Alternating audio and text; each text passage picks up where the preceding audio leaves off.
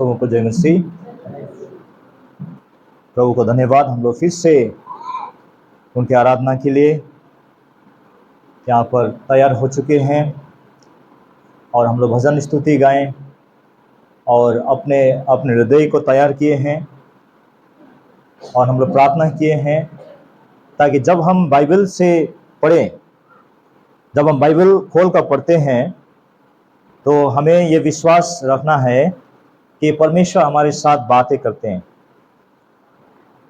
और परमेश्वर किस प्रकार की बातें करते हैं? हम लोग जो डेली बात करते हैं ना, उस प्रकार की नहीं। वो हमारे आत्मिक जीवन के लिए वचन के द्वारा आत्मिक भोजन हमें प्रदान करते हैं। जो मसीह यीशु ने कहा, ये लिखा है, मनुष्य केवल रोटी ही से नहीं पर परमेश्वर के हर वचन से जीवित रहेगा।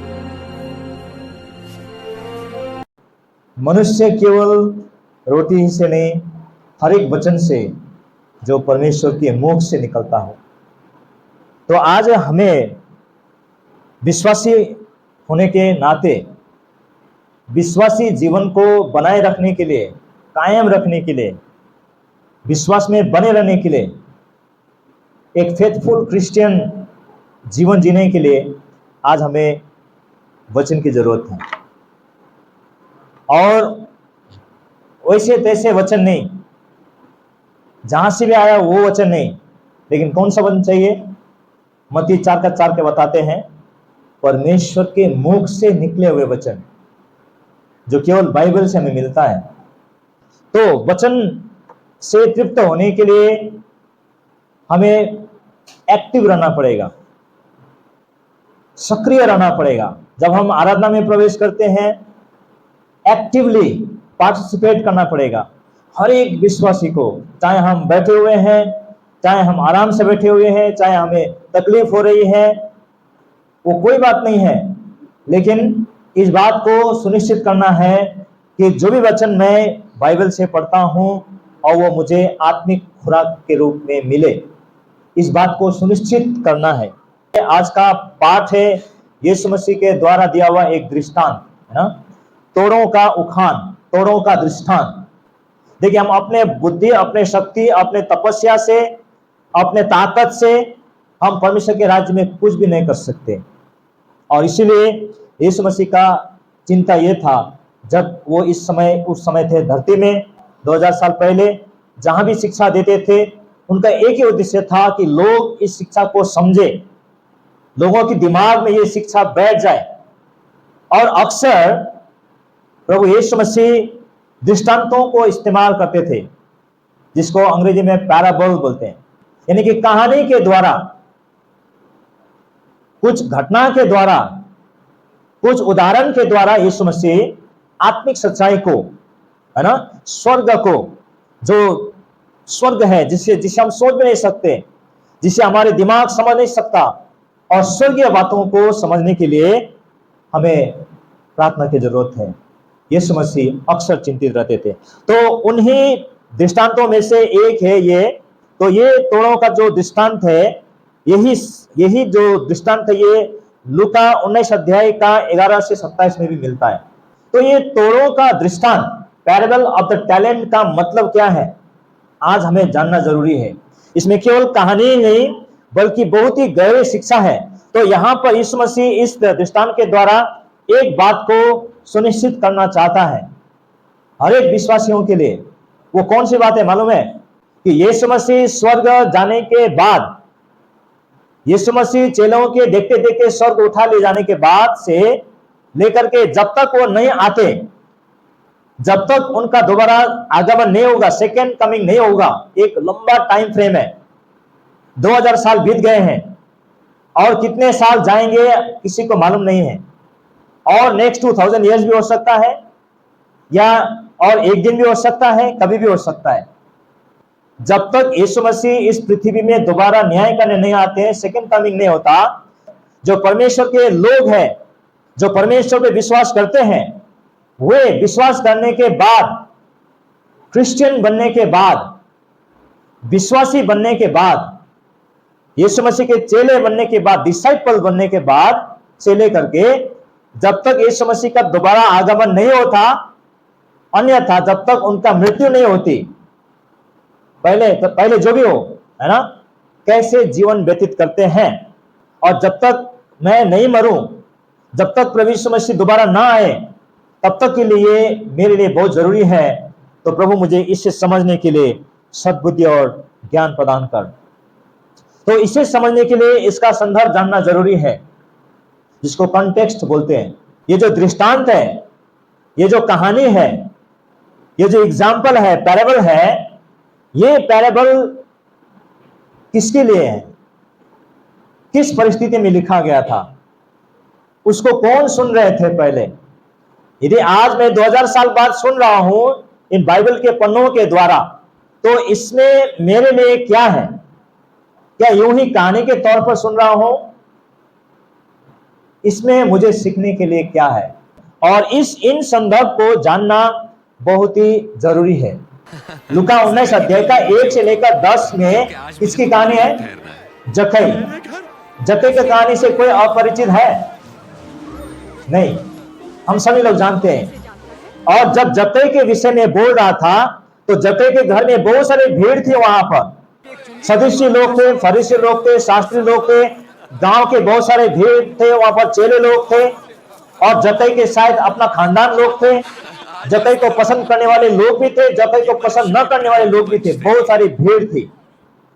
और जक्कई के कहानी के बाद फिर वो 11 से लेकर के 27 बार ये ठीक यही कहानी प्रभु शुरू करते हैं। तो वहां पर पब्लिकली, सार्वजनिक तौर से प्रभु ने सबको सुनाकर, विशेष करके उनके लिए जो सदुसी, फरीसी, शास्त्री, जो यीशु मसीह के शत्रु थे, जो यीशु मसीह को सुनने के लिए आते थे, विश्वास करने के लिए नहीं, परंतु उसे दोषी ठहराने के लिए, उसका भूल पकड़ने के लिए। आज भी बहुत सारे लोग बाइबल अध्ययन करते हैं, चर्च भी जाते हैं, क्यों मालूम है? ताकि बाइबल में खोट ढूंढ निकाले, बाइबल की खामियां ढूंढ निकाले। लेकिन अब तक कोई भी सफल नहीं हुआ है। जिन्होंने ऐसा किया है वे कन्वर्टेड हो गए हैं, क्योंकि ये परमेश्वर का वचन है।